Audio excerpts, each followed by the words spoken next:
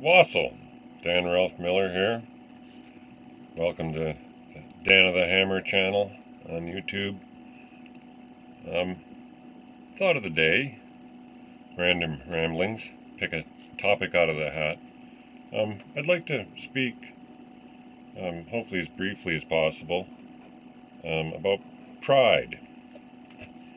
Because it's a subject which comes up quite often, in regards to my particular area of interest, and that's the revival and preservation of indigenous folk religions, including my own, of European descent, largely.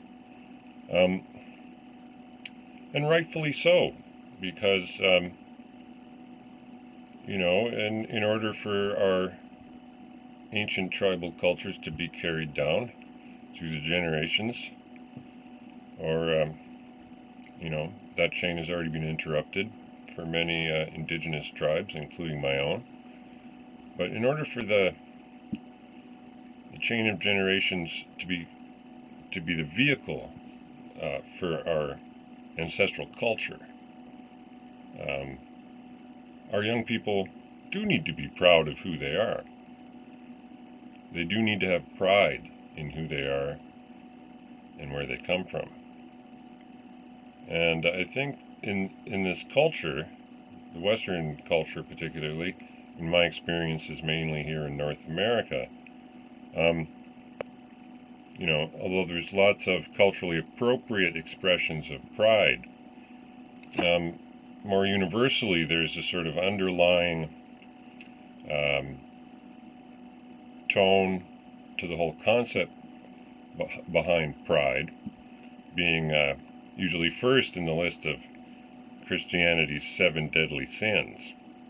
I know that my own ancestors, most prominently among them the Nordic and Germanic and Teutonic tribes of Northwest Europe, were a very proud people with a very ancient tradition that stretched back into the mist of time.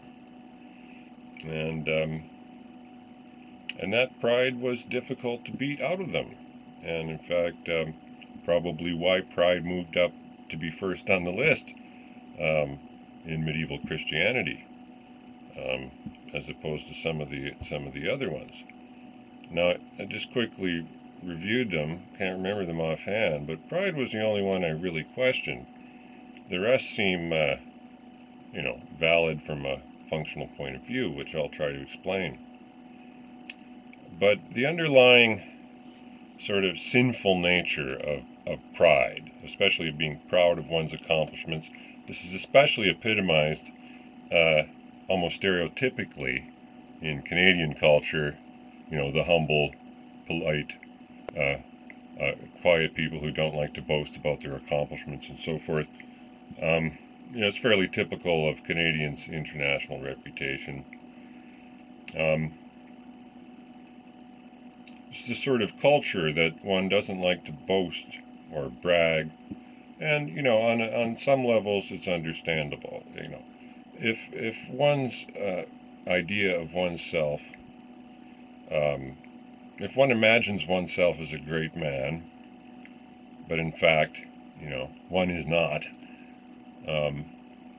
that is a problem from a tribal point of view, and in fact, psychological and behavioral, scientific studies pretty consistently show that most people tend to overestimate their abilities to some degree or other.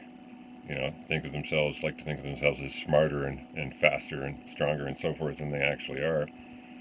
And that could be a problem from a tribal perspective as well. But I don't think it deserves to be first among the 7 deadly sins, at any rate. But, one of the things that comes up in the revival or even the preservation of indigenous cultures, within the context of the modern urban Western culture in which we live, is the issue of pride. And there's, for some time, there's There's been some acceptance as the principles of multiculturalism, as embodied in our Constitution, are playing out in the field. So there's some room for Black pride and First Nations pride and Asian pride and so forth. I mean, and I think rightfully so. Each culture is unique and deserves to be preserved and enjoyed by those who are born to it and are called to it. But when it comes up about white pride, instantly the whole issue of racism comes up. One even avoids the phrase out of fear of being labeled a racist. So certainly wouldn't wear a T-shirt through downtown Village where I live here on Salt Spring Island with the white pride on it or anything like that. I mean, I may be proud to be heathen. Opinions expressed herein belong solely to Dan Rothmiller and do not necessarily reflect the positions held by organizations or groups with which he may be affiliated. Do not exceed recommended dosage. Use only as directed. Do not use if symptoms persist for more than 5 days, if suffering from religious dementia or inflammation of the ideology. Stay tuned